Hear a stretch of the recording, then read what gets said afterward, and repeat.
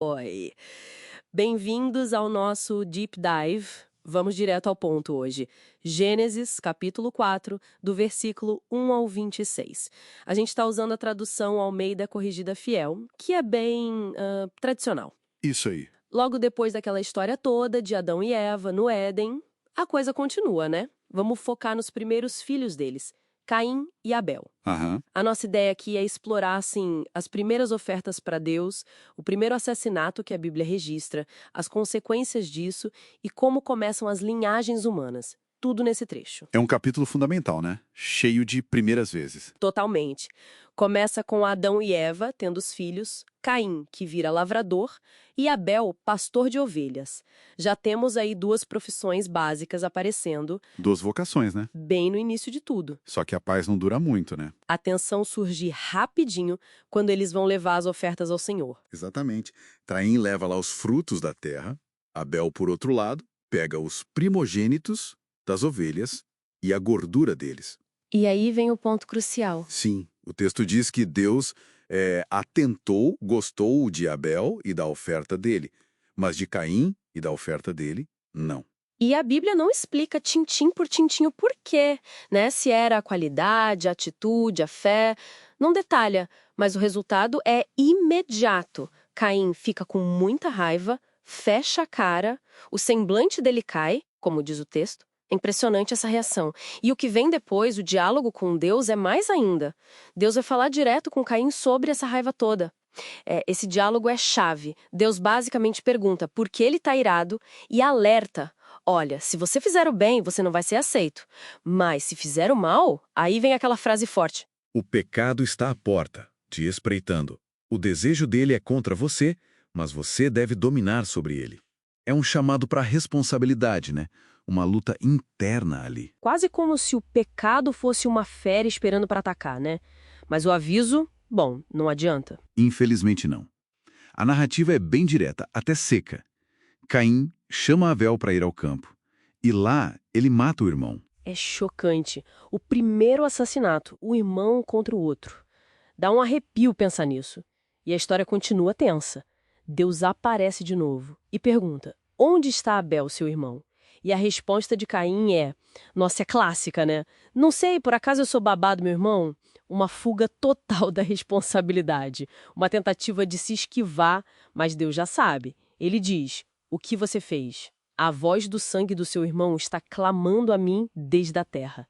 A própria terra vira testemunha. Que imagem forte. E isso leva à maldição. Uma maldição bem específica, ligada ao trabalho dele e ao crime. A terra não vai mais produzir para ele como antes, e ele vai ter que viver como fugitivo, errante. Sem lugar fixo, sem segurança. Exato. A punição o isola da comunidade e da própria subsistência. E Caim reage com desespero. Ele diz que o castigo é pesado demais, que qualquer um que o encontrar vai querer matá-lo. E aí vem uma coisa que eu acho muito curiosa. Deus dá uma espécie de proteção para ele. É surpreendente, né? Não tira a punição, mas estabelece uma regra. Quem matar Caim vai ser castigado 7 vezes mais. E coloca um sinal em Caim. Um sinal para proteger, não para condenar ainda mais. É uma mistura de justiça e o que seria? Misericórdia. É uma tensão interessante, justiça e alguma forma de preservação, lado a lado. Aí Caim se retira, vai para a terra de Nod, que fica a leste do Éden. Mais longe ainda, simbolicamente. E lá ele constrói a primeira cidade que a Bíblia menciona. E dá o nome do filho dele, Enoque, a descendência dele continua a partir daí. Sim, e a linhagem de Caim tem figuras interessantes. Lameque, por exemplo. Lameque, ele marca uma mudança, né? Introduz a poligamia, tem 2 esposas, Ada e Zilá. Não só isso, os filhos dele são ligados a avanços importantes da civilização. Jabal, o pai dos que vivem em tendas e criam gado. Tipo nômades com rebanhos maiores. Depois Jubal. Jubal, o pai de todos que tocam harpa e órgão, a música, as artes. E Tubal-Caim, que trabalhava com metal, cobre e ferro. A metalurgia. Então, a linhagem de Caim está ligada ao desenvolvimento da vida urbana, das artes, da tecnologia. Exatamente. Mas tem o outro lado, o próprio Lameque. Ele representa uma escalada na violência, né? Tem aquele canto dele para as esposas, se gabando de ter matado um homem por tê-lo ferido, um jovem por tê-lo pisado. E ele declara uma vingança muito maior que a de Caim. 70 vezes 7. É uma distorção completa daquela proteção divina dada a Caim. Uma arrogância violenta. É um contraste forte. Progresso material e cultural de um lado e essa violência e arrogância crescendo do outro. Parece que a semente de Caim floresceu de um jeito ainda mais desafiador. Com certeza.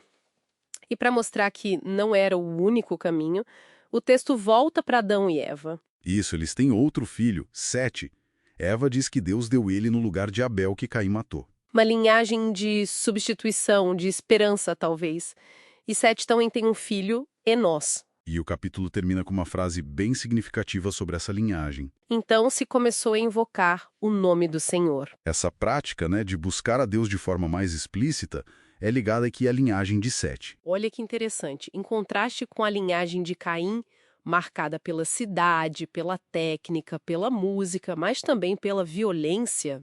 É um capítulo denso demais, traz ciúme, raiva, assassinato, as consequências do pecado, a justiça de Deus, essa misericórdia estranha com Caim e essas duas linhagens que parecem apontar para caminhos diferentes por ser humano. Uma focada mais no desenvolvimento, digamos, terreno, cultural, tecnológico, mas com essa sombra da violência. E a outra, ligada mais diretamente à espiritualidade, à invocação de Deus. Resume temas universais, A natureza humana, pecado, graça, os rumos da civilização. A gente vê como a violência pode até andar junto com certos tipos de progresso e, ao mesmo tempo, surge um caminho espiritual, quase como uma resposta. Fica aí uma coisa para a gente pensar, Por que será que o texto associa a linhagem do primeiro assassino com coisas tão centrais para a civilização? Cidade, música, metalurgia.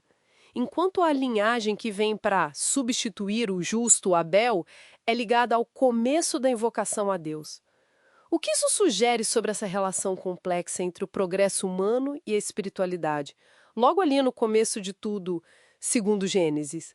Uma ótima pergunta para continuar refletindo.